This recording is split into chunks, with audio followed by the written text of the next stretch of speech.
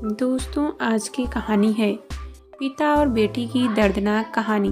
कहानी पसंद आए तो वीडियो को लाइक और सब्सक्राइब जरूर करना। आईसीयू वार्ड के सामने परेशान सरफराज लगातार इधर से उधर चक्कर लगा रहे थे। बेचैनी में कभी डॉक्टरों से, कभी अपने बेटे की जिंदगी की भीख मांगते तो कभी फर्श पर बैठकर फूट फूट कर रोने लग जाते।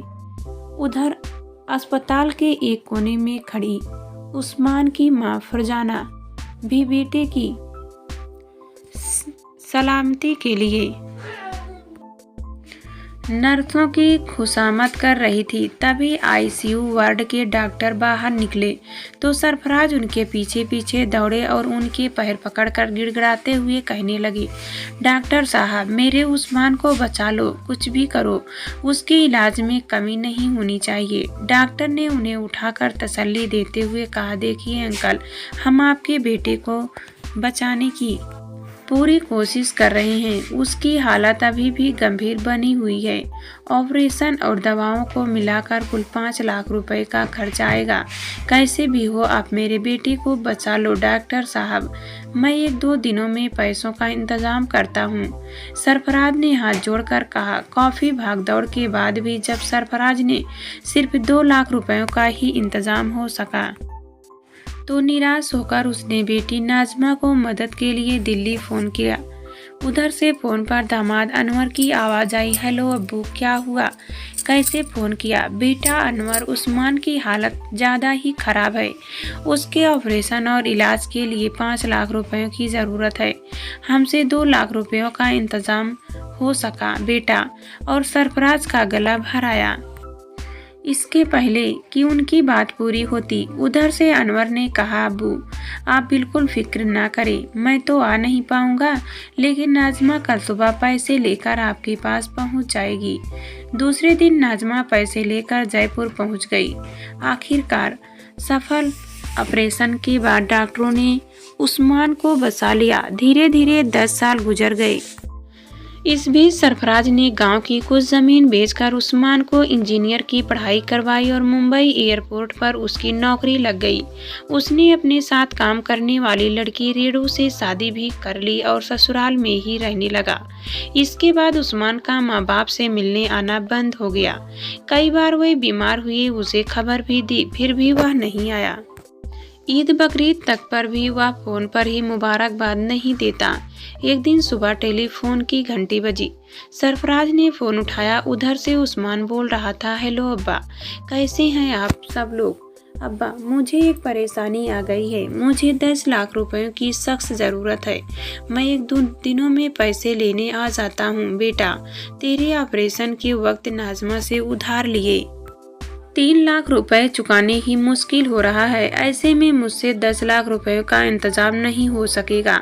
मैं मजबूर हूँ बेटा, सरफराज ने कहा। इसके आगे सरफराज कुछ बोलते उस्मान गुस्से से भड़क उठा। अब्बा, मुझे आपसे यही उम्मीद थी। मुझे पता था कि आप यही कहोगे। आपने जिंदगी में मेरे लिए किया ही क्या है। और उसने फोन काट दिया।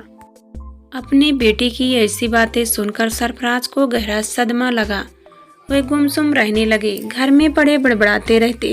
एक दिन अचानक शाम को सीने में दर्द के बाद वे लड़खड़ा कर गिर पड़े तो बीबी फरजाना ने उन्हें पलंग पर लिटा दिया। कुछ देर बाद आए डॉक्टर ने जांच की और कहा, चाचा जी की तबीयत ज़्यादा खराब है, उन्हें बड़े अस्पताल ले जाना पड़ेगा। डॉक्टर साहब की बात सुनकर घबराई फरजाना ने बेटे उस्मान को फ़ोन कर बीमार बाप से मिलने आने की अपील करते हुए आखिरी वक्त होने की जुदाई भी दी। जवाब में उधर से फोन पर उस्मान ने अम्मी से काफ़ी भला बुरा कहा। गुस्से से भरे उस्मान ने यहाँ तक कह दिया, आप लोगों से अब मेरा कोई रिश्ता नहीं है, आइंदा मुझे फ़ोन भी मत करना। यह सुनकर फरजाना पसीने से लथपथ हो गई। वो चकराकर जमीन पर बैठ गई। कुछ देर बाद अपने आप को संभालकर उसने नाजमा को दिल्ली फ़ोन किया। हेलो नाजमा बेटी, तेरे अब्बा की तबीयत बहुत ख़राब है। तू अनवर से इजाज़त लेकर कुछ दिनों के लिए यहाँ आ जा। अब्बा तुझे बार बार याद कर रहे हैं। नाजमा ने उधर से फौरन जवाब दिया। अम्मी आप बिल्कुल मत घबराना, मैं आज ही शाम तक अनवर के साथ आपके पास पहुंच जाऊंगी। शाम होते होते नाजमा और अनवर जब घर पर पहुंचे तो खानदान के लोग सरफराज के पलंग के पास आस बैठे थे। नाजमा भागकर अब्बा से लिपट गई। दोनों माँ बेटी बहुत देर तक रोते रहे। देखो अब्बा, मैं आ गई हूँ, आप अब मेरे साथ दिल्ली चलोगे। वहाँ हम आपको बढ़िया इलाज करवाएंगे, आप बहुत जल्दी ठीक हो जाओगे। नाजमा ने रोते रोते कहा। आंखें खोलने की कोशिश करते सरफराज बड़ी देर तक नाजमा के लिए सिर पर हाथ फेरते रहे। आंखों से टपकते आंसुओं को पोंछकर बुझी आवाज में उन्होंने कहा, नाजमा बेटी, अब मैं कहीं नहीं जाऊंगा। अब तो जो आ गई है, मुझे सुकून से मौत आ जाएगी। ऐसा मत बोलो अब्बा, आपको कुछ नहीं होगा। यह कहकर नाजमा ने अब्बा का सिर अपनी गोद में रख लिया। अम्मी को बुलाकर उसने कह दिया, अम्मी आपने खूब खिदमत कर ली, अब मुझे अपना फर्ज अदा करने दो। उसके बाद तो नाजमा ने अब्बा सरफराज की खिदमत में दिन रात एक कर दिए।